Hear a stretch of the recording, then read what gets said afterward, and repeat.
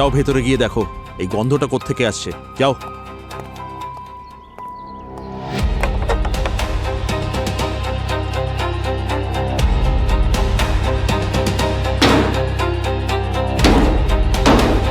Hello,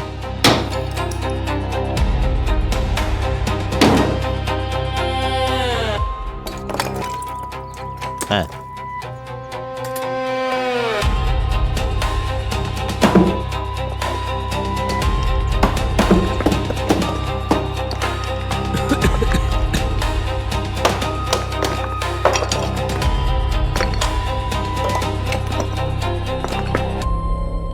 এটা কি?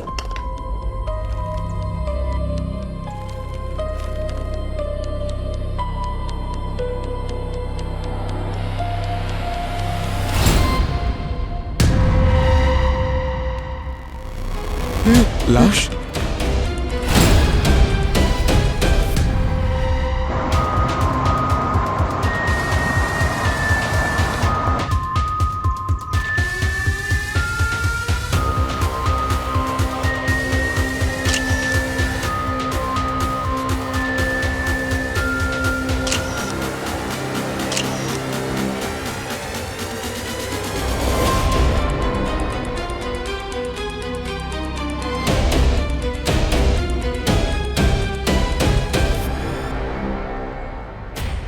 মনে হচ্ছে অনেকদিন ধরেই ঘরটা বন্ধ ছিল।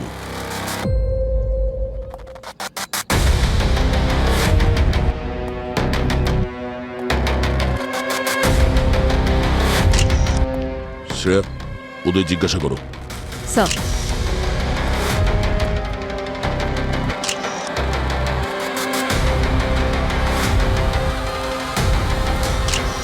স্যার, যেভাবে বডিটা ডিকম্পোজড হয়েছে মনে হচ্ছে প্রায় 5-6 মাস হয়ে গেছে এটা পুঁতেছে।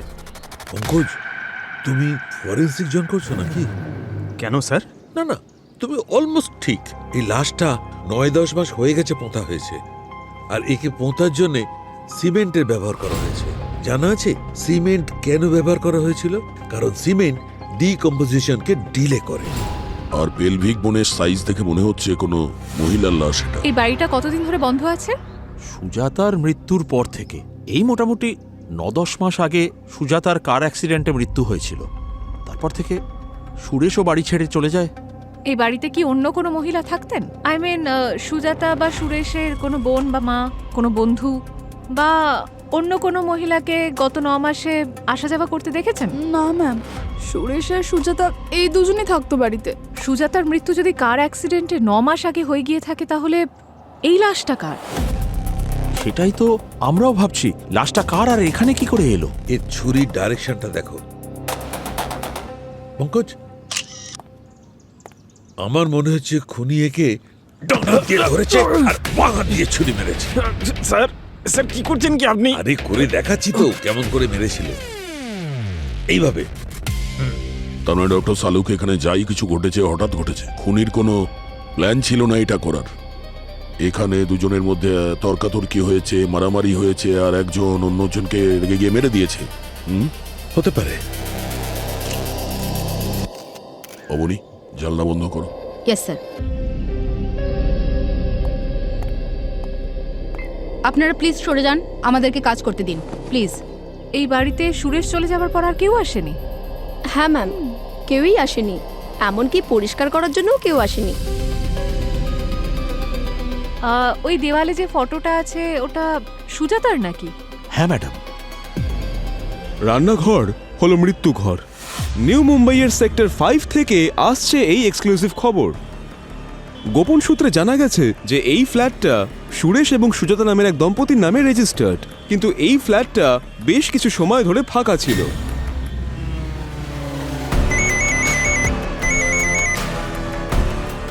আরে কতবার কনফার্ম করবে? বললাম না হাইড্রোজেন প্যারক্সাইড 70%।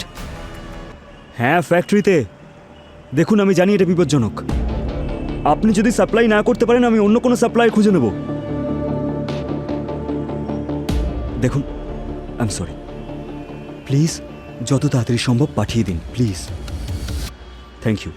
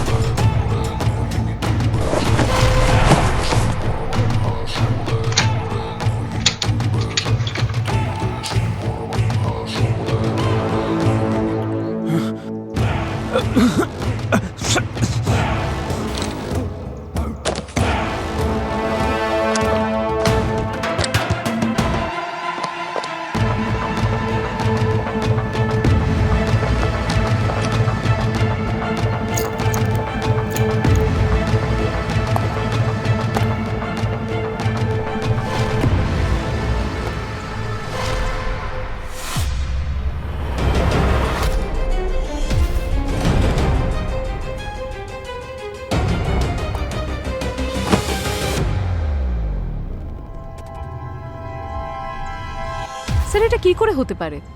9 মাসের বন্ধ থাকা একটা বাড়িতে কেউ ঢুকলো, খুন করলো, আর কোনো আওয়াজ না করে উধাও হয়ে গেল, আর আশেপাশের লোকজন কিছু দেখতে পেল না, শুনতে পেল না। শ্রেয়া, এটাও তো হতে পারে যে খুনটা বাইরে কোথাও হয়েছে, আর খুনি জানতো যে এই বাড়িটা ফাঁকা আছে, তাই বডিটা এখানে এসে পুঁতে দিয়েছে। কিন্তু স্যার, বডি টেনে নিয়ে আসার তো কোনো চিহ্নই নেই। জানলাগুলো ভেতর থেকে বন্ধ, আর দরজা তো সেক্রেটারি ভাঙলো। তার মানে তো এটাই হয় এই খুনটা সুজাতার মৃত্যুর আগে হয়েছে, না হলে খুনির কাছে এই বাড়ির চাবি ছিল। হতে পারে খুনি সুজাতার বাড়িরই কেউ। মনে হচ্ছে ফরেন্সিকের দোকান বন্ধ করে ভাঙাচোরার দোকান খুলেছে। কেন? তাহলে এগুলো কি এসব তোমারই জন্যে। রান্না করছো কিছু? হ্যাঁ, রান্না করছি তো, প্রমাণ রান্না করছি। এই যে দেখো, এই যে পাউডারটা, এর মধ্যে আমি একটু আটার গুঁড়ো পেয়েছি, একটু কোকো পাউডারের গুঁড়ো পেয়েছি, কিছুটা বাটারের ট্রেসেস পাওয়া গেছে, আর এই সিমেন্ট। ডক্টর সালুকে সিমেন্ট তো ঠিক আছে, কিন্তু বাকি জিনিসগুলো লাশের কোথায় কোথায় পাওয়া গেছে? আমি বলছি, এসো। এই দেখো বস, এইটা নখের নিচে এই যে গ্যাপটা আছে, এখানে পাওয়া গেছে। আসলে খুনি একে পোঁতার সময় সিমেন্ট ব্যবহার করেছে, আর সিমেন্ট বাকি জিনিসগুলোকে বাঁচিয়ে রেখেছে। এই মারা যাওয়ার আগে কেক বানাচ্ছিল, তাই তো মনে হচ্ছে বস। আর হ্যাঁ, এই যে নখ আর এই যে স্কিনের গ্যাপ, এখানে এখানে আমি মাংসের ছোট ছোট টুকরো পেয়েছি। মানুষের? হ্যাঁ, ওটা তো মানুষেরই, তবে কার সেটা চেক করার পর জানা যাবে। আর হ্যাঁ, আরো একটা ইন্টারেস্টিং ব্যাপার জানতে পেরেছি। কি? এসো বলছি। ওকে না, তুমি কি আমাদের বরপক্ষ ভেবেছো নাকি? আরে ভাই, সবাইকে ডাকছো এদিকে এসো, এদিকে এসো। তবে বুঝিয়ে বলবো না? তাহলে বলো না তাড়াতাড়ি। এই দেখো, এটা মার্ডার ওপেন। খুনি এর ওপর থেকে আঙুলের ছাপ তো মুছে দিয়েছে, কিন্তু এই মার্ডার ওয়েপেনে রক্তের চিহ্ন এখনো পাওয়া যাচ্ছে। সেটা সিমেন্টের কারণে বেঁচে গেছে। কিন্তু স্যার, এই রক্তের দাগ তো ভিকটিমের হতে পারে অথবা খুনির। হ্যাঁ, যে কারোর হতে পারে। চেক করব, তখন বলবো কার। কিন্তু আরো এক বিষয় জানা গেছে। আরে এইটা আসলে হয়েছে কি, ওই ক্রাইম স্পটটা মেলার থেকে কম ছিল না। শ্রমিক, পাড়া প্রতিবেশী, মিডিয়া, ঘরের সমস্ত জিনিস সব মিলিয়ে আমি 32টা ডিএনএ স্যাম্পল পেয়েছি, 32। কিন্তু তবুও একটা বড় কাজের জিনিস পাওয়া গেছে। এই যে কাপড়, এই যে চিরুনি, এতে লেগে থাকা চুলগুলো, এই সব ডিএনএ সেম। আর এই 32 নম্বর ডিএনএটা ভিকটিমের দাঁতের ভেতর থেকে বার করে চেক করেছি। জানো কি জানতে পেরেছি? কি স্যার? এই সমস্ত ডিএনএ ভিকটিমের ডিএনএর সঙ্গে ম্যাচ করে যাচ্ছে। মাই গড! কিন্তু এটা তো তখনই সম্ভব যখন ভিকটিম সেই বাড়িতে থাকছে, আর তাও অনেক দিন ধরে। আর ওই বাড়িতে অনেক দিন ধরে থাকা মহিলা তো একজনই, সুজাতা। মানে এই লাশ সুজাতার। কিন্তু স্যার, সুজাতার তো কার অ্যাক্সিডেন্টে প্রায় 9 মাস আগেই মৃত্যু হয়েছে। কিচেনে যে লাশটা আমরা পেয়েছি সেটা সুজাতার। তবে 9 মাস আগে ওই পুড়ে যাওয়া যে লাশটা ট্যাক্সিতে পাওয়া গিয়েছিল, সেটা তাহলে কার ছিল? সেটা আমাদের খুঁজে বের করতে হবে। একটা কাজ করো, স্যার। ট্যাক্সি অ্যাসোসিয়েশনে গিয়ে ওই ট্যাক্সির পুরো ডিটেলস বের করো, যেটা 9 মাস আগে পুড়ে ছাই হয়ে গিয়েছিল এবং যার মধ্যে একটা লাশও পাওয়া গিয়েছিল, যেটা সেদিন পুড়ে গিয়েছিল। ওখান থেকেই সুজাতার মৃত্যুর রহস্য খুঁজে পাওয়া যাবে।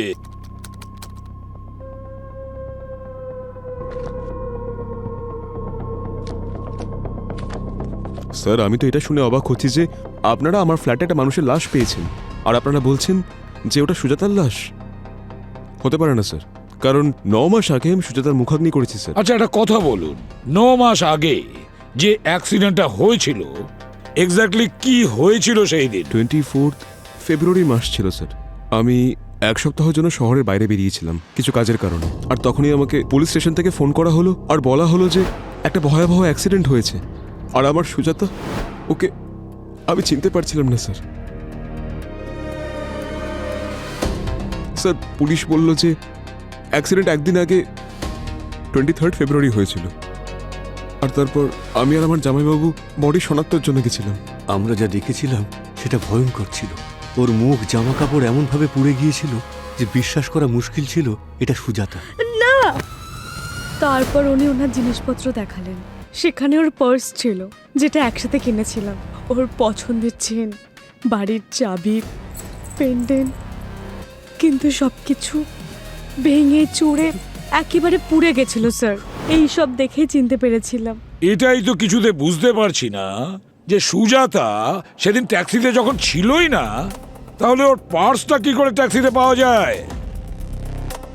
আর তাছাড়া ট্যাক্সিতে যে ড্রাইভার ছিল, ভেতরে যারা বসেছিল তারা পুরো ছাই হয়ে গিয়েছিল। তারপরেও, সেই ঘটনার পরেও পার্সটা অ্যাজ ইট ইজ ছিল। এটা কেন হলো বুঝতে পারছি না। আচ্ছা, সুজাতা কি রেগুলারলি ট্যাক্সিতেই আসা যাওয়া করতো? হ্যাঁ, ও নিজের বেকারের জন্য নতুন জায়গা খুঁজছিল। ইনফ্যাক্ট ডেলিভারি করার জন্য নিজেই চলে যেত কখনো কখনো, কিন্তু মোস্টলি ট্যাক্সি করে। আরে আরে কি হলো কি হলো? আপনি ওটা ঠিক দাও, আছে? জল দাও। দাও, তাড়াতাড়ি।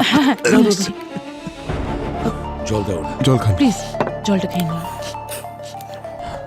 এবার আপনি ঠিক আছেন? স্যার, যবে থেকে সুজাতা মারা গেছে বাবা নিজেকে সামলাতে পারছেন না। আর এখন তো এই খবর শুনে এমন মনে হচ্ছে যে ও যেন আবার মারা গেছে। আচ্ছা সুরেশ বাবু, ওই ঘটনার পর আপনি তো বাড়ি ছেড়ে দিলেন, তাহলে ওই বাড়ির চাবিটা আর কার কার কাছে ছিল? কারোর কাছে ছিল না। অ্যাক্সিডেন্টে 2 দিন আগে সুজাতা ওই লকটা চেঞ্জ করে দিয়েছিল। আর তারপর আমিও বাইরে ছিলাম, তাই নতুন চাবি আমার কাছেও ছিল না। আর তারপর কোনো প্রয়োজনই পড়েনি। আমার একদমই সাহস হয় না এই ফ্ল্যাটে একা থাকার। আর সেই জন্যেই আমার বোনের বাড়িতে শিফট হয়ে গেছি।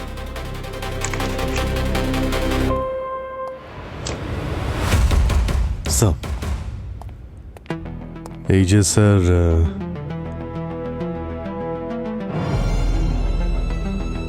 আরে বাহ মিস্টার সুরেশ, দারুণ একটা ঘড়ি পরে আছেন তো আপনি। মনে হচ্ছে আপনার দামি ঘড়ি পরার শখ রয়েছে। হ্যাঁ স্যার, ওই সুজাতার খুব শখ ছিল। ও আমাকে প্রায় ব্র্যান্ডেড ঘড়ি গিফট করত। আর দেখুন না, এখন শুধু ওর দেওয়াই একটা জিনিসই আমার কাছে রয়ে গেছে।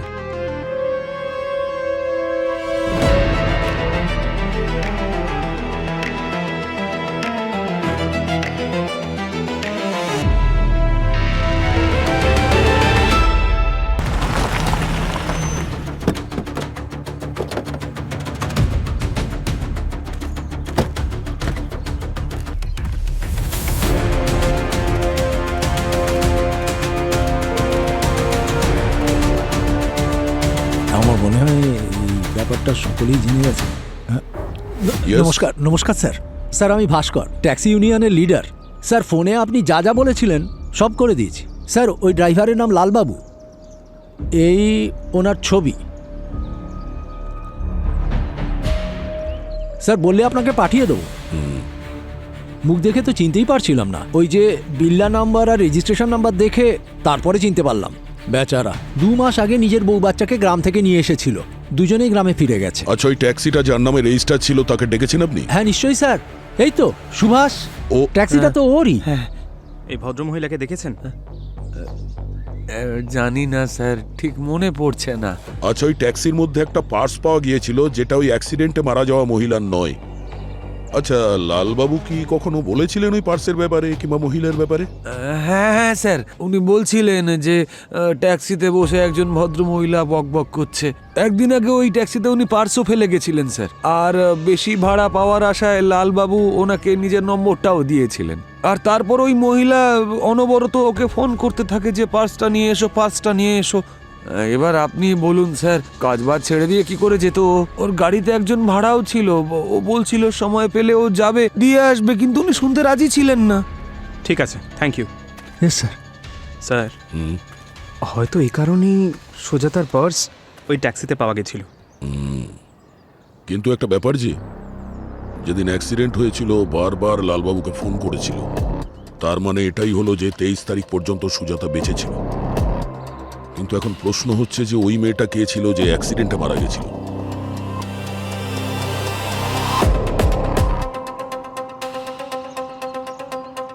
হ্যাঁ বনি, এই খাড়গড় থেকে পাম বিচের রুটে যতগুলো পুলিশ স্টেশন আছে ওখানে গিয়ে খোঁজ নাও যে 23শে ফেব্রুয়ারি থেকে 2 সপ্তাহ পর্যন্ত কতজন মেয়ের নামে মিসিং কমপ্লেন করা হয়েছে, যাদের এজ হলো 30 থেকে 35 বছরের মধ্যে। ঠিক আছে, এটা তো জানা যাক যে ওই দিন গাড়িতে যে মারা গেছিল সে কে, আর ওর প্রোফাইল চেক করো।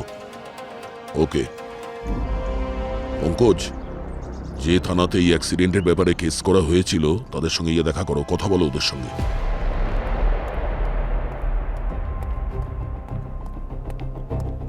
স্যার, হ্যাঁ স্যার লোকাল পুলিশ এই ফটোগ্রাফ পাঠিয়েছে। সবটাই ছিন্ন বিচ্ছিন্ন পোড়া, কিন্তু এই দেখুন স্যার। আশ্চর্য, কেউ একবার জিজ্ঞাসাও করেনি এই সুজাতার পার্সটা ওই ট্যাক্সি ড্রাইভারের ট্যাক্সিতে গ্লোভ বক্সে কিভাবে এলো? স্যার, হ্যাঁ স্যার এটা দেখুন। স্যার আপনার সন্দেহটাই একদম ঠিক। আমি সুরেশের সোশ্যাল মিডিয়া একদম তন্ন তন্ন করে দেখলাম। এটা সেই ঘড়িটাই যেটা ক্রাইম সিনে আমরা ভাঙা অবস্থায় পেয়েছিলাম। খুবই এক্সপেন্সিভ আর লিমিটেড এডিশন। স্যার আপনার কি করে সন্দেহ হলো? শ্রেয়া, দামি ঘড়ি পরা এক ধরনের নেশা, আর একবার যাকে এই নেশা ধরে নেয় সে কম দামের ঘড়ি কোনোদিনও পড়তে পারে না। স্যার, অ্যালবামে প্রত্যেকটা ছবিতে সুরেশের হাতে নতুন নতুন ঘড়ি দেখেছি, আলাদা আলাদা ঘড়ি, আর তাও ব্র্যান্ডেড। তার মানে স্যার সুজাতা যখন মারা যায় সুরেশ তখন বাড়িতে ছিল, শহরের বাইরে ছিল না যেমনটাও বলেছিল। হ্যাঁ পঙ্কজ, কারণ ওই বাড়িটা সুজাতার নামে ছিল, আর এখন ওটা সুরেশের নামে ট্রান্সফার হয়েছে। সুজাতার নামে একটা খুব বড় ইন্স্যুরেন্স পলিসি আছে, আর এই সুরেশের বিজনেস ডুবে যাচ্ছে স্যার। তাহলে সুরেশের কাছে নিজের স্ত্রীকে মারার উদ্দেশ্য তো আছেই স্যার।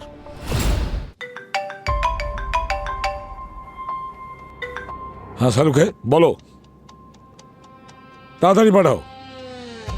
শালুকে বলছে সুজাতার লাশের নখের ভেতরে যে মাংসের টুকরো পাওয়া গেছিল সেটা, আর যে ছুরি দিয়ে সুজাতাকে মারা হয়েছিল তাতে যে রক্তের ছাপ ছিল সেটা ম্যাচ করছে, মানে ডিএনএ একটাই। স্যার ক্রাইম সিনে আমরা সুরেশের ভাঙা ঘড়িটা পেলাম। হতে পারে সুরেশ আর সুজাতার মধ্যে হাতাহাতি হয়েছে, আর সুরেশ সুজাতাকে মেরে ফেলেছে। স্যার সালুংকে স্যার যে ডিএনএটা পেল, যদি ওটা সুরেশের ডিএনএর সাথে ম্যাচ করে তাহলে কেস ক্লোজড। তবে সুরেশ যার শেষকৃত্য করেছে সেটা কার করেছে? স্যার, আমার বিশ্বাস হচ্ছে না যে আপনারা আমার উপর সন্দেহ করছেন। আমার সুজাতাকে আমি কিভাবে? আর স্যার এই ঘড়ি আমি জানি না আমার এই ভাঙা ঘড়িটা আপনারা আমার ঘরে কোত্থেকে পেলেন। এটা কত বছরই হারিয়ে গেছিল। হারিয়ে গিয়েছিল? আচ্ছা, প্রায় এরকম দামি ঘড়ি হারিয়ে গেলে লোকে থানায় অভিযোগ করে। আপনি করিয়েছিলেন? স্যার, পুলিশে রিপোর্ট লিখিয়েছিলাম আমি, কিন্তু কোনো লাভ হয়নি। স্যার, আপনারা চাইলে আমি কপি দিতে পারি। সুরেশ, সোজা কথায় আসি, হয় তুই আমাদের কাছে কিছু লুকোচ্ছিস, না হলে কেউ তোকে তোর স্ত্রীকে খুন করার দায়ে ফাঁসানোর চেষ্টা করছে। এখন মনে করার চেষ্টা কর, ভালো করে ভাব, আর ভালো করে ভেবে বল কে হতে পারে সে যার সুজাতার মৃত্যুতে কিংবা তোর জেল হলে লাভ হতে পারে। স্যার, আমরা খুব সাধারণ মানুষ। আমার ছোট একটা ব্যবসা আছে, আর ওর একটা বেকারি ছিল। হ্যাঁ, ওর বেকারি সার্কেলে 2-3 জন বন্ধু ছিল যারা ওর ক্ষতি করার চেষ্টা করেছিল। বিশেষ করে একটা নাম ছিল সেখানে, বিহান, আহান নাকি অয়ন, স্যার এমনই কোনো নাম ছিল। কিন্তু এটা তো স্যার ব্যবসায় চলতে থাকে, তার জন্য কি কেউ কারোর খুন করতে পারে নাকি স্যার? শেষবার তোমার সঙ্গে সুজাতার কবে কথা হয়? স্যার, অ্যাক্সিডেন্টের 3 দিন আগে, আর ওই সময় আমাদের মধ্যে ঝগড়া হয়েছিল। কি ব্যাপার নিয়ে?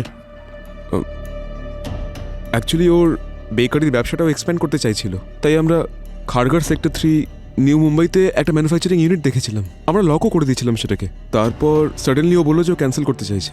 আমি যখন ওকে জিজ্ঞেস করলাম তো ও বলতে শুরু করলো যে এই জায়গাটা খুবই অশুভ আর এখানে হওয়া প্রত্যেকটা ব্যবসা বন্ধ হয়ে গেছে। তারপর আমি ওকে এটুকু বোঝালাম যে ও খুব কুসংস্কারে বিশ্বাসী হয়ে যাচ্ছে, আর ও তারপর থেকে আমার সঙ্গে ঝগড়া করতে শুরু করলো আর আমাদের মধ্যে আর্গুমেন্ট বেড়েই গেল। মিস্টার সুরেশ, আমরা আপনার ডিএনএ টেস্ট করতে চাই। আপনি কি তৈরি?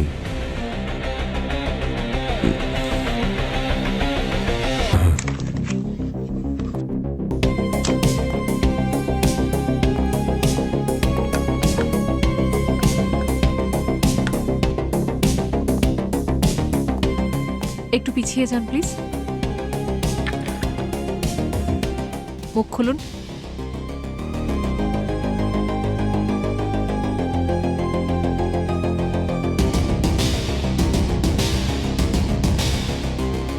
যতক্ষণ না এই কেসটা সলভ হবে শহর ছেড়ে তুমি কোথাও যাবে না। স্যার, হ্যাঁ স্যার, সুরেশ যার কথা বলেছিল আহান, সুজাতার বিজনেস রাইভাল, এটা ওর সোশ্যাল মিডিয়া অ্যাকাউন্ট। এই দেখুন।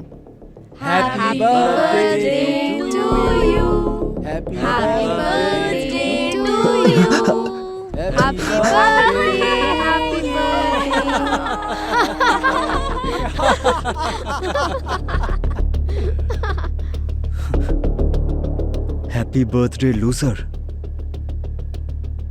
আমি ভালো করে জানি এটা তোরই কাজকর্ম। আমি তোকে শেষ করে ফেলবো। তুই দেখ, আই সোয়ার, তুই দেখ আমি তোর কি অবস্থা করি। এতে এটা কোথায় প্রমাণ হয় যে এই কেকটা সুজাতাই পাঠিয়েছিল? স্যার, ডিরেক্টলি তো নয়, কিন্তু বেকিং ইন্ডাস্ট্রিতে এই দুজনের রাইভালরি নিয়ে খুব চর্চা হয়েছে। আমি কয়েকজনের সাথে কথা বললাম, তো আহান নিজের পেজে সুজাতার ব্র্যান্ড নিয়ে যা নয় তাই বলেছে। অন্যদিকে সুজাতা আবার আহানের সবথেকে বড় ক্লায়েন্টের বিজনেস ডিলটা কেড়ে নেয়। ওই দেখো, আর আহানের অ্যাঙ্গার ইস্যু রয়েছে। একবার ওর অ্যাসিস্ট্যান্ট ক্রিমটা বড্ড মিষ্টি করে দিয়েছিল, তো রেগে গিয়ে আহান তার নাক ফাটিয়ে দেয়। স্যার, আরও একটা ব্যাপার, আহানের বার্থ ডেট February 22nd। তার মানে সেই দিন যেদিন সুজাতা নিজের পার্স ভুলে গেছিল ট্যাক্সিতে, অ্যাক্সিডেন্টের একদিন আগে। একজন লোক যে নিজের রাগকে কন্ট্রোল করতে পারে না, সে তো প্রতিশোধ নেওয়ার জন্য যা খুশি তাই করতে পারে।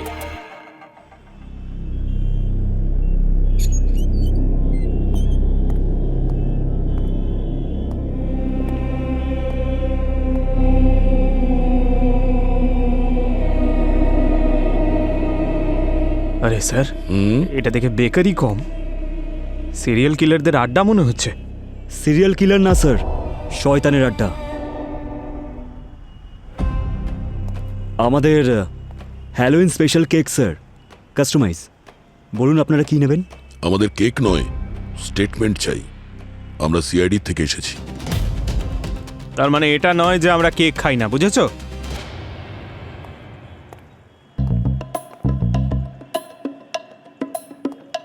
এইটা দেখে বেশ মজার মনে হচ্ছে।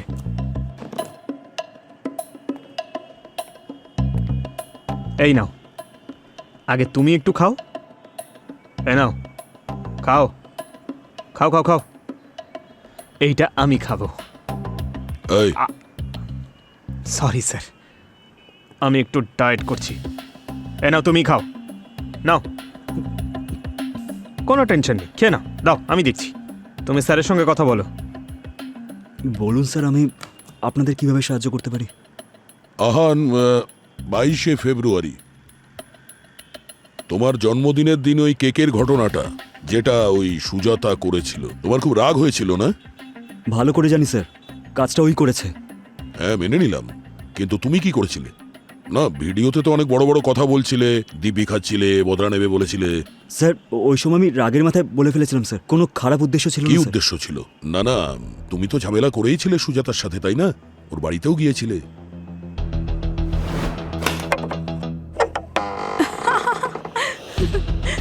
আমি জানি ওই কেকটা তুই পাঠিয়েছিলিস।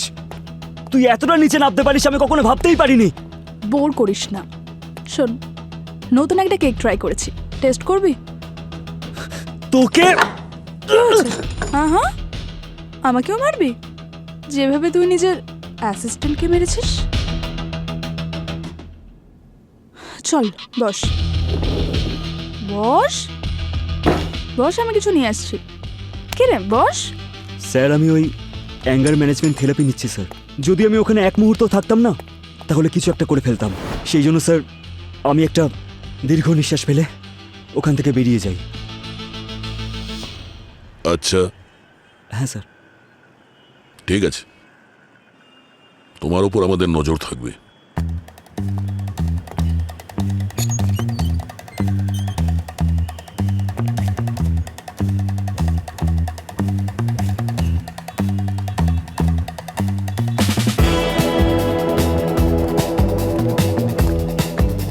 পঙ্কজ, ওই কেক খাওয়ানোর অজুহাতে তুমি যে ওর ডিএনএটা নিলে না, ভেরি স্মার্ট মুভ। হ্যাঁ, আরে স্যার, এটা তো কিছুই নয়। আমার কাছে এমন 50টা আইডিয়া আছে আরও, কিন্তু আপনারা তো কখনো আমার কথা বিশ্বাসই করেন না, না আমার আইডিয়া ইউজ করেন। আরে আমার ক্লাসের টপার ছিলাম আমি স্যার, কিন্তু আমার শোনো শোনো শোনো, দেখো শালুকে, শোনো শোনো বললে হবে না, খবর জেনুইন হওয়া চাই। হ্যাঁ শুনে তো নাও, দুটো খবর আছে। স্যার, ভালো খবর না খারাপ খবর? খারাপ। দেখুন, প্রথম খবর, সুরেশের ডিএনএ খুনির ডিএনএর সঙ্গে ম্যাচ করছে না। আর একটা খবর, দ্বিতীয় খবর, ওই যে চামচটা তোমরা তুলে এনেছিলে সেটা আমি আর্জেন্টলি টেস্ট করেছি, আহানের ডিএনএর সঙ্গে ম্যাচ করছে না। তোমার কাছে তো এটাই আশা করেছিলাম, আর কি আরে বলবো। শুনে তো নাও, খবর এখনো বাকি আছে। আর সেটা তোমাদের জন্য ভালো খবর, ওই যে ন্যাপকিনটা তোমরা এনেছিলে আহানের বেকারি থেকে, আমি সেটা টেস্ট করেছি, আমি সেখানে হাইড্রোজেন প্যারক্সাইড পেয়েছি। হাইড্রোজেন প্যারক্সাইড সাধারণত ফরেন্সিকে বা মেডিকেল ফিল্ডে ব্যবহার হয়, বেকারি বা ওসব জায়গায় কখনোই ব্যবহার হয় না। তাহলে আহানের বেকারিতে কিভাবে পাওয়া গেল? বস, ইন্টারেস্টিং কথাটা হচ্ছে এই হাইড্রোজেন প্যারক্সাইড সাধারণ নয়, এটা হচ্ছে হাই টেস্ট প্যারক্সাইড, এইচটিপি। এর কনসেন্ট্রেশন থাকে 70%, আর এটা সাধারণ লোকেদের কাছে পাওয়া যায় না। এটা যারা বিক্রি করে তাদের রেকর্ড রাখতে হয়। নিউ মুম্বাইতে যতগুলো কেমিক্যাল ফ্যাক্টরি আছে সব জায়গায় গিয়ে খোঁজ নিয়ে দেখতে হবে যে এই এইচটিপি হাই টেস্ট প্যারক্সাইড কারা সাপ্লাই করে, আর এই আহানের বেকারিতে কেন সাপ্লাই করলো, কিভাবে করলো, কি কানেকশন আছে এদের দুজনের, খোঁজ নিয়ে দেখতে হবে। স্যার আমি নিউ মুম্বাইয়ের সমস্ত পুলিশ স্টেশনের সাথে কথা বলে নিয়েছি। ট্যাক্সি অ্যাক্সিডেন্টের 2 সপ্তাহ আগে থেকে 30 থেকে 35 বছর বয়সের 10 জন মহিলা মিসিং। My God! কিন্তু স্যার তাদের মধ্যে একজন আছে ডিম্পল, যে বাড়ি থেকে বেরিয়েছিল হলুদ কালো ট্যাক্সিতে আর তারপরে কখনো ফেরেনি। কমপ্লেন কে ফাইল করেছিল? ওনার ভাই স্যার, সান বাড়াতে থাকে, আমি তার সাথে কথা বলেছি। অ্যাকচুয়ালি ডিম্পলের হাঁটুতে প্রবলেম ছিল, সেই জন্য তার ভাই ট্যাক্সি ড্রাইভারের সাথে পিক আপ আর ড্রপ কথা বলে নিয়েছিল। মোটামুটি 3টের সময় ডিম্পল তার ভাইকে কল করে আর বলে যে কোনো মেয়ে এই ড্রাইভারকে বারবার কল করছে, আর ড্রাইভার প্রথমে তার পার্স ফেরত দিতে চাইছিল, আর ভাই ড্রাইভারকে ফোন করে বলে যে প্রথমে ডিম্পলকে ড্রপ করে যেখানে যাওয়ার হয় যাও। এর মানে হলো ওই দিন সুজাতার জায়গায় ডিম্পলের শেষকৃত্য হয়েছে। ঠিক। কিন্তু স্যার 23শে ফেব্রুয়ারি সুজাতা বারবার লালবাবুকে ফোন করছিল পার্সের জন্য। এর মানে 23শে ফেব্রুয়ারি দুপুর পর্যন্ত তো সুজাতা বেঁচে ছিল। তাহলে সুজাতাকে কখন মারলো আর কে মেরেছে? স্যার মোবাইল কোম্পানিগুলো সুজাতার কল রেকর্ড আর টাওয়ার ডেটার লোকেশন শেয়ার করেছে। ওদের কথা অনুযায়ী সুজাতা সুরেশকে এসএমএস করেছিল 24শে ফেব্রুয়ারিতে আই এম ফাইন। তখনই সুজাতার লোকেশন ওর পাশের টাওয়ারেই লোকেট করা যায়, মানে 24শে ফেব্রুয়ারি পর্যন্ত ওর বাড়িতেই ছিল। তারপর থেকে ওর ফোনটা বন্ধ হয়ে যায় আর 1 মাস ধরে স্ট্যাটিক থাকে, আর তারপরে ওর ফোনটা ডাম্পিং ইয়ার্ডে পাওয়া যায়। স্যার তার মানে 24শে ফেব্রুয়ারি অবধি সুজাতা বেঁচে ছিল, আর ওর বাড়ির লোক ভেবেছিল ওই অ্যাক্সিডেন্টে যে মারা গেছে সেই বডিটা সুজাতার। আর যেই সুজাতার অ্যাক্সিডেন্টের খবরটা বাইরে ছড়ায়, খুনি সুজাতার ফোনটা ফেলে দেয়। এর তো এটাই মানে হলো স্যার যে খুনি সুজাতাকে আর ওর পরিবারকে খুব ভালোভাবে চিনতো আর ওদের উপর নজরও রাখছিল। স্যার স্যার আমি নিউ মুম্বাইতে সব বড় কেমিক্যাল সাপ্লাইয়ের সঙ্গে কথা বলেছি। আহানের সঙ্গে কারোরই ডাইরেক্ট কানেকশন নেই স্যার। একটা বিলিং বড়ই অদ্ভুত ছিল স্যার। খারগারের সেক্টর 3-তে একটা কেক ম্যানুফ্যাকচারিং কারখানা ছিল, যেখানে 9 মাসের মধ্যে 3 বার এইচটিপি ডেলিভার হয়েছে। কোনো অ্যাভান্টগার্ড কোম্পানির জায়গা ওটা। এটা তো সেই জায়গাটা স্যার যেখানে সুজাতা ভাড়া নিতে চেয়েছিল, যদিও পরে ও ভাড়া নেয়নি ওখানে। স্যার আমি নেটে চেক করলাম যে আবান গ্র্যান্ড কোম্পানি আহানের বেকারির প্যারেন্ট কোম্পানি। সব জায়গায় ঘুরে ফিরে আসলেও শেষে এই আহানের কাছেই থামতে হয়।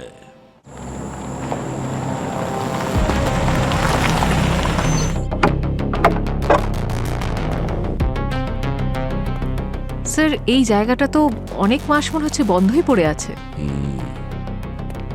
আশেপাশে কোথাও তো সিকিউরিটি গার্ডও নেই।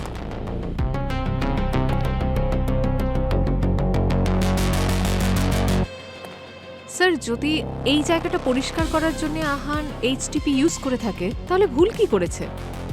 শ্রেয়া, প্রশ্নটা ভুল। প্রশ্নটা এটা হওয়া উচিত যে এখানে যদি কেক তৈরি হতো, সেরকম তো কিছু দেখা যাচ্ছে না এখানে। তাহলে এখানে হচ্ছিলটা কি?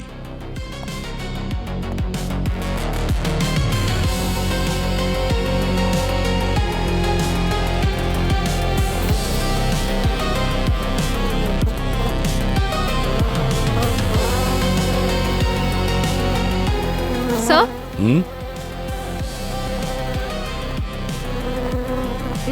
স্যার এখানে দেখুন কত মাছি ঘুরছে।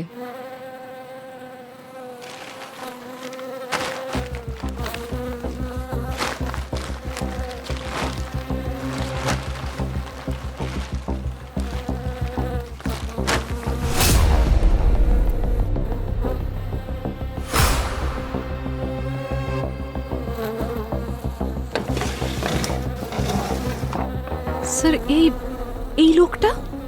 এটা তো লালবাবু, ওই ট্যাক্সি ড্রাইভার যার মৃত্যু 9 মাস আগে ওই ট্যাক্সিতে পুড়ে গিয়ে হয়েছিল। কিন্তু এখানে এই বডিটা দেখে মনে হচ্ছে যে 2-3 দিন আগে খুন করা হয়েছে। স্যার তার মানে ওই অ্যাক্সিডেন্টে সুজাতার সাথে লালবাবুকেও ভুল আইডেন্টিফাই করা হয়েছিল। কিন্তু এটা কি ব্যাপার? একটা অ্যাক্সিডেন্ট, 2টো মৃত্যু, আর দুজনেরই পরিচয়পত্র ভুল। ডিম্পলকে সুজাতা ভেবেছিল আর ড্রাইভারকে লালবাবু। যদি লালবাবুর মৃত্যু কয়েকদিন আগে হয় তাহলে ওই ট্যাক্সিতে পড়ে যে লোকটা মারা গেছিল, ওই লোকটা কে ছিল? হ্যালো দয়া, কেক ম্যানুফ্যাকচারিং ইউনিটে আমি সেই 70% কনসেন্ট্রেটেড এইচটিপি পেয়েছি যা আমি আহানের বেকারিতে পেয়েছিলাম। কিন্তু তার থেকেও বড় কথা জানা গেছে, সেটা হচ্ছে এই লালবাবুর ডিএনএ সুজাতার বডিতে পাওয়া ডিএনএর সঙ্গে ম্যাচ করে গেছে। কিন্তু ডক্টর সালুকে লালবাবু সুজাতাকে কেন মারবে? মানে মোটিভটা কি? মোটিভ যাই হোক না কেন, আমাদের এটা জানতে হবে যে লালবাবু সুজাতাকে খুন কেনই বা করতে গেল, আর কেউ লালবাবুকেই বা খুন কেন করল। যাতে লালবাবু কোনো কথা না বলতে পারতেন আর চুপ হয়ে যান। লালবাবু সুজাতার ব্যাপারে এমন কোনো কথা জানতেন যেটা ওনার জানার কথা ছিল না। আর তাছাড়া এর সাথে আহানের কোনো না কোনো কানেকশন নিশ্চয়ই আছে সুজাতার খুনের সঙ্গে। এই লালবাবুর স্ত্রীর সঙ্গে কথা বলতে হবে, ওনাকে নিয়ে এসো। এইচটিপি, হাই টেস্ট প্যারক্সাইড, এর নাম তুমি শুনেছো? স্যার ওই কয়েক মাস আগে কেন জানি না হঠাৎ ফ্যাক্টরিতে প্রচুর পরিমাণে পোকামাকড় দেখা দেয়। স্যার কেকের ওই পুরো ব্যাচটাই ফেলে দিতে হয়েছিল আমাদের। তারপর 3 বার ডিক্লিন করিয়েছিলাম আমরা। তারপর ওখানে আমরা বেকিংও বন্ধ করে দিই। স্যার এমনিতেও ওই জায়গাটা খুব আনলাকি স্যার। আমি সামনের মাসে তো ওই জায়গাটা ছেড়েও দিচ্ছি। স্যার এই সোয়ার sir, please trust me sir. Sir এই সুজাতা মার্ডারের ব্যাপারে আমি সত্যি কিচ্ছু জানি না। Please sir, believe me.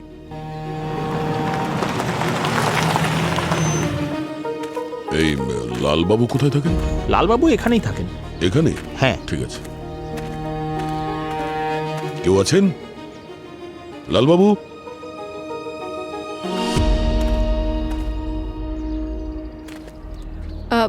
আপনারা? আমরা সিআইডি থেকে এসেছি। 23শে ফেব্রুয়ারি একটা অভিশপ্ত দিন ছিল। লালবাবু সন্ধ্যের সময় হঠাৎ করেই বাড়িতে এলো। ভয় পেয়ে আছে বলে মনে হচ্ছিল। তুমি হাত মুখ ধুয়ে না, আমি তোমাকে চা। আরে কি হয়েছে তোমার? এত ঘেমে যাচ্ছ কেন? তোমাকে দেখে এত চিন্তিত লাগছে কেন? কি হলো বলো। রত্না, আমি আমি তখনও ঘরের ভেতরে ঢুকিনি, কিন্তু ভেতর থেকে আমি চিৎকারের শব্দ শুনতে পেলাম। আমি দেখলাম যে ওখানে একজন মহিলা পড়ে আছে। ওনাকে ওনাকে কেউ ছুরি। ম্যাডাম ম্যাডাম কি হলো? আমি যখনই ছুরিটা ধরতে গেলাম একজন লোক আমার ছবি তুলে নিল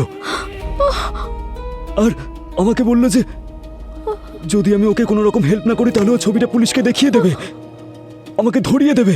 আমি আমি খুব ভয় পেয়ে গেছিলাম, খুব ভয় পেয়ে গেছিলাম আমি রত্না। আমি আর উনি একসাথে মিলে ওই মহিলার বডিটাকে ওই বাড়িতেই পুঁতে দিলাম।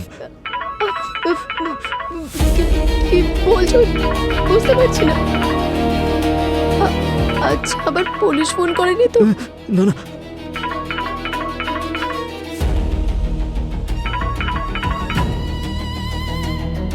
হ্যাঁ হ্যালো। আরে তুই এখনো পৌঁছোসনি আমার বোনকে নিতে? পুরো টাকা নিয়ে পালিয়ে গেছিস, লজ্জা করে না? আমি আসছি স্যার। কোনো প্যাসেঞ্জারকে নিয়ে যাওয়ার কথা ছিল, কারণ ও অ্যাডভান্স নিয়েছিল আর ওর অবস্থা এমন ছিল যে ও ঠিকঠাক গাড়ি চালাতে পারবে না, তাই ও ওর ইউনিফর্ম আর ব্যাজ ওর ভাইকে দিয়ে দিয়েছিল। খারঘাট সেক্টর 3-তে একটা পিকআপ আছে, ওনাকে ওখানে নিয়ে গিয়ে বাড়িতে ছেড়ে আসবি। আমার শরীরটা আজকে খুব একটা ভালো লাগছে না। ঠিক আছে, নিজের খেয়াল রাখিস। আর যখন দুর্ঘটনাটা ঘটেছিল তখন গাড়িতে লালবাবুর জায়গায় ওর ভাই ছিল। সেই কারণে লোকাল পুলিশ ওই লোকটাকে লালবাবু ভেবেছে, কারণ মুখ দেখে ঠিকমতো বোঝা যাচ্ছিল না। আর ওই লাইসেন্স প্লেট আর ব্যাজ নাম্বার ওটা লালবাবুরই ছিল। আর এই ঘটনার পর লালবাবুর লুকোনোর প্রয়োজন ছিল, তাই আপনারা ওখান থেকে এখানে চলে এসেছেন। যে লোকটা খুন করেছিল সে কে ছিল, কেমন দেখতে ছিল, কিছু বলেছিল লাল? ও তো আমাকে বেশি কিছু বলেনি। ও বলছিল যে ও যখন জোরে জোরে চিৎকার করছিল আর আরও যখন মাথা গরম করে ফেলছিল তখন কান চুলকাতো, কিন্তু এবারেও কান চুলকাচ্ছিল না। এইবার মানে ধরুন এই তো 3 দিন আগে ওই লোকটার ফোন এসেছিল আর ও লালবাবুকে বলেছিল যে ও লালবাবুকে টাকা দেবে চাকরি দেওয়ার জন্য। লাল তো কিছুতে যেতেই চাইছিল না, আর আমি জেদ করেছিলাম যে এগুলো ভুলে সামনের দিকে এগিয়ে যেতে, যেখানে বাচ্চাদের ভবিষ্যতে প্রশ্ন আছে। কোন নাম্বার থেকে কল এসেছিল? এটা তো আমি জানি না, এটা হয়তো লালের ফোনেই থাকবে। লালবাবুর ফোন নাম্বারটা দেবেন প্লিজ। 9818। ওকে। লালকে আমি 2 দিন ধরে ফোন করছি, ও ফোন তুলছেই না। ও কখনো এর আগে এরকম করেনি। উনি না, 3 দিন আগে সুজাতার লাশ পাওয়া গেছে, আর 3 দিন আগে লালবাবুকে কেউ ফোন করেছে।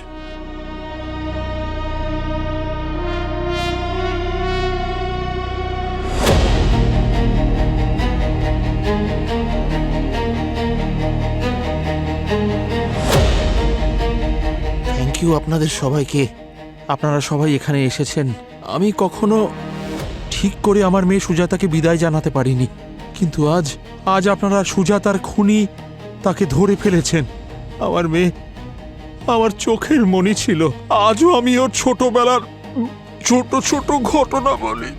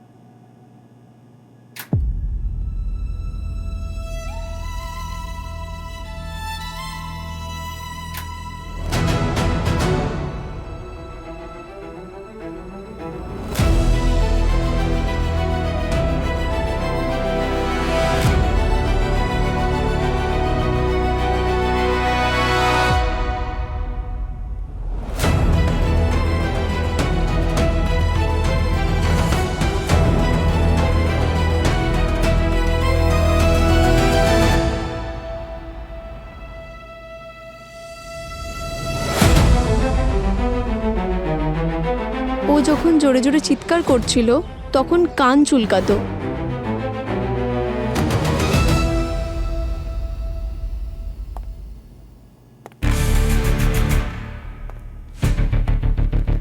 জামাইবাবু,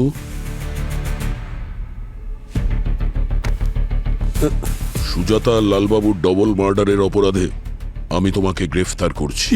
কি বলছেন কি আপনি? ওটা তো আকাশ করেছে। 23শে ফেব্রুয়ারি তুমি সুজাতাকে খুন করেছ, আর লালবাবুর সাহায্য নিয়ে সুজাতার বডি ওনার ঘরেই পুঁতে দিয়েছিলে, আর তারপরে টাকা দিয়ে লালবাবুর মুখ বন্ধ করে দিয়েছিলে।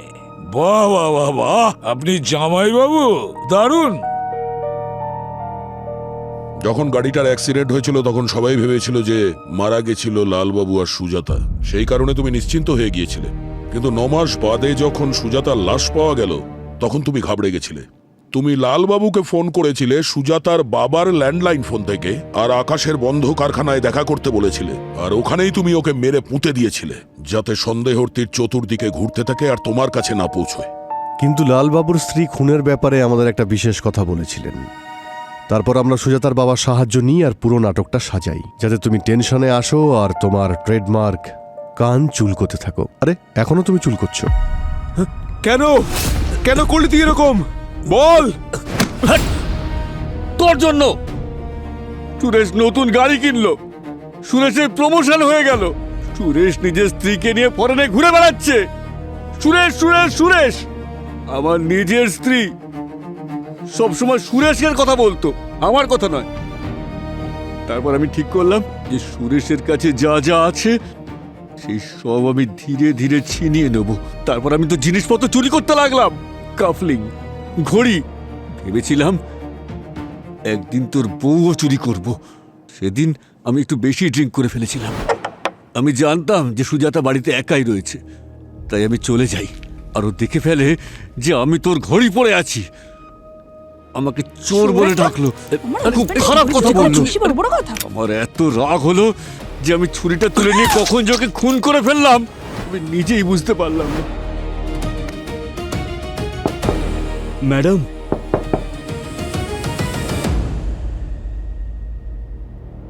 আরে ম্যাডাম,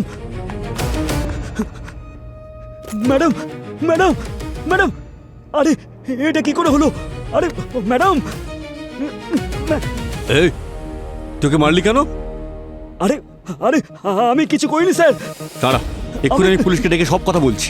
আরে আরে স্যার, আমি পায়ে পড়ছি স্যার, আমার ঘরে সন্তান বউ আছে। এই আমি জানি যে তুই এটা করিসনি, আরে কিন্তু দেখ আমি পুরোটা রেকর্ডিং করেছি। যদি বাঁচতে চাস তাহলে লাশ গুম করতে আমাকে তুই সাহায্য করবি। আরে বল।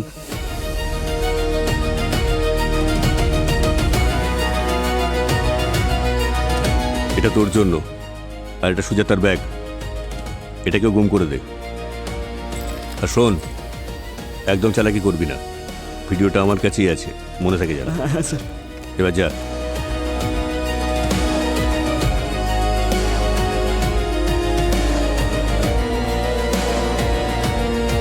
সুরেশ যা কিছু উপার্জন করেছে নিজের পরিশ্রম আর সততা দিয়ে সেটা করেছে, কিন্তু তুমি ওই সব কিছু পাওয়ার লোভে একজন নিরীহ মানুষের প্রাণ নিয়েছো, দুটো খুন করেছো তুমি। আইন তোমাকে কোনোদিন ক্ষমা করবে না, তোমার ফাঁসি তো অনিবার্য।